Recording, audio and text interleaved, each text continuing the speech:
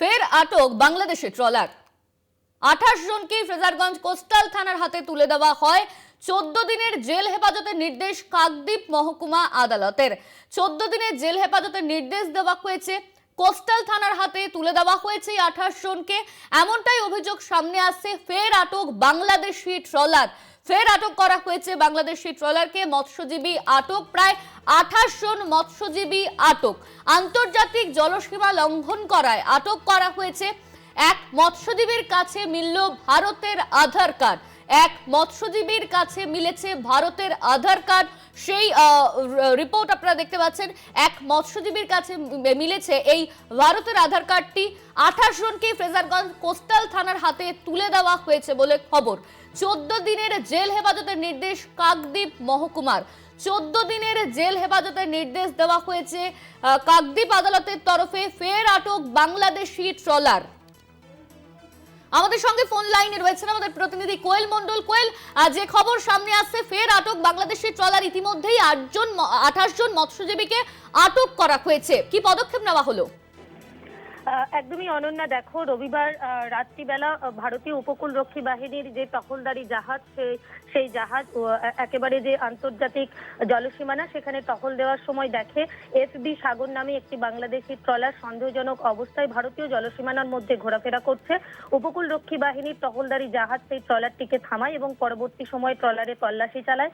তল্লাশি চালিয়ে সেই ট্রলারেরই এক বাংলাদেশি মৎস্যজীবী রবীন্দ্র দাস, তার কাছ থেকে ভারতীয় আধার কার্ড উদ্ধার করে এবং পরবর্তী সময় উপকূলরক্ষী বাহিনী বাংলাদেশি ট্রলার সহ ট্রলারে থাকা 28 জন বাংলাদেশি মৎস্যজীবীকে আটক করে এবং সোমবার সেই আটককৃত বাংলাদেশি ট্রলার সহ 28 মৎস্যজীবীকে নিয়ে আসা হয় ফ্রেজারগঞ্জ মৎস্য বন্দরে।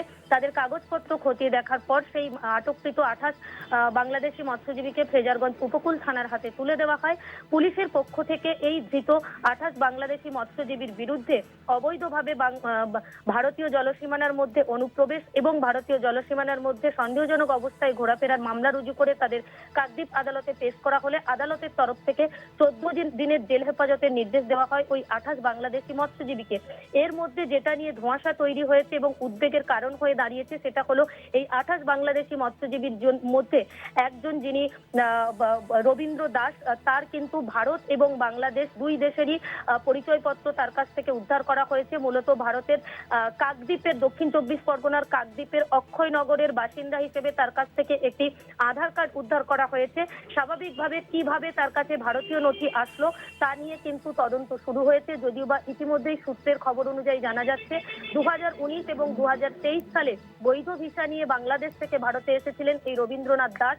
বসতি গড়েছিলেন কাকদ্বীপের অক্ষয়নগর এলাকায়। পরবর্তী সময়ে তিনি যখন শেষবার বাংলাদেশে যান, তারপরে কিন্তু বাংলাদেশের উত্তাল পরিস্থিতির কারণে তিনি ভিসা করতে পারেননি এবং রবিবার দিনও কিন্তু তিনি এই আন্তর্জাতিক জলসীমানা লঙ্ঘন করে বাংলাদেশের একটি ট্রলারকে ব্যবহার করে অবৈধভাবে ভারতীয় জলসীমানার মধ্যে প্রবেশ করার চেষ্টা করেছিলেন।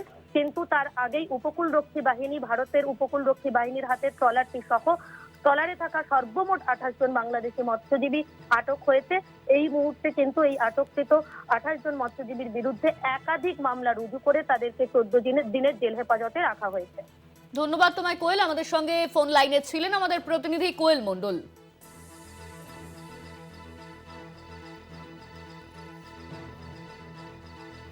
অত্যাচারিত হয়ে ফ্যামিলি নিয়ে চলে আসছিল। মাঝখানে আমি জায়গা সম্পত্তি যখন সংখ্যাগরিষ্ঠ মানুষেরা ফেলতেছিল, তখন আমি ওইগুলো একটু আমার জায়গা সম্পত্তি রক্ষা করার জন্য আমি মাঝখানে আবার গেছিলাম। এই আমার ডকুমেন্ট